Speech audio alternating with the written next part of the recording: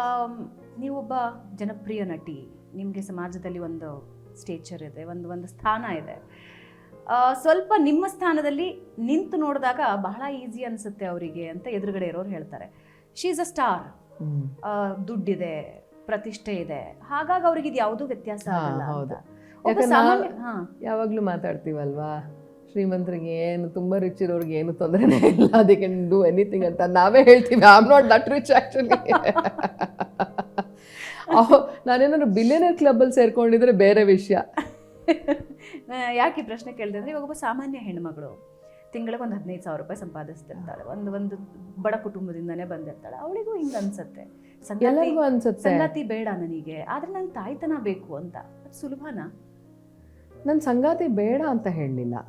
Okay, ನನಗೆ ಸಂಗಾತಿಯ ಆಯ್ಕೆಯಲ್ಲಿ ನಾನು ಬರೋ ಅಷ್ಟು ವಯಸ್ಸಿನಲ್ಲಿ ನನಗೆ ಆಯ್ಕೆಯಲ್ಲಿ ಸ್ವಲ್ಪ ತೊಂದರೆ ಆಗಿದೆ, ಒಂದು ಎಡವಿದ್ದೀನಿ ಆಯ್ಕೆಯಲ್ಲಿ.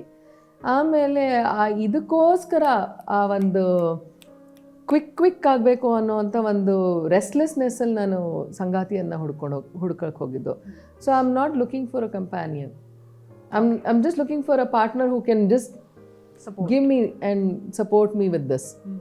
ಅದಕ್ಕೆ ಹೋಗ್ತಿರೋದು. So it did not happen, it doesn't happen that way. ಹಾಗಾಗಿ ನಿಮ್ಮ ಮುಂದಿನ ಸಂಗಾತಿ ಬೇಕು. ಆ ಸಂಗಾತಿ ಯಾರಾಗಿರಬೇಕು? One who becomes your friend, one who becomes your partner.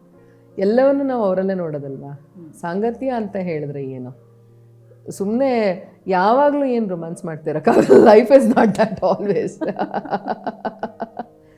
ಅಲ್ವಾ. It's not just about romantic partnership. ಆಯ್ತು, ಅದೆಲ್ಲ ನ್ಯೂಸ್ ಚಾನಲಲ್ಲಿ ನೋಡ್ತಾ ಇರ್ತೀವಿ, ಅದೆಲ್ಲ 20s ಓಕೆ, ಅವ್ರಿಗೇನೋ ಇನ್ಫ್ಯಾಚುಯೇಷನ್ ಎಲ್ಲ ಆಗುತ್ತೆ. But when you get into 30+ and 35 ಆದಮೇಲೆ ಇಟ್ಸ್ ನಾಟ್ ಅಬೌಟ್ ರೊಮ್ಯಾನ್ಸ್, ಅದೆಲ್ಲ ಅಲ್ಲ. ಇದೇ ಏಜಿನ ಒಬ್ಬ ಹೆಣ್ಣುಮಗಳು, ಒಬ್ಬ ಸಾಮಾನ್ಯ ಹೆಣ್ಣುಮಗಳು, ಸೋಷಿಯಲಿನೂ ಇಷ್ಟೇ ಈಸಿ ಇರುತ್ತಾ ಆಕೆಗೆ, ಆ್ಯಂಡ್ ಮೆಂಟಲಿನೂ ಇಷ್ಟೇ ಈಸಿ ಇರುತ್ತಾ ಆಕೆಗೆ?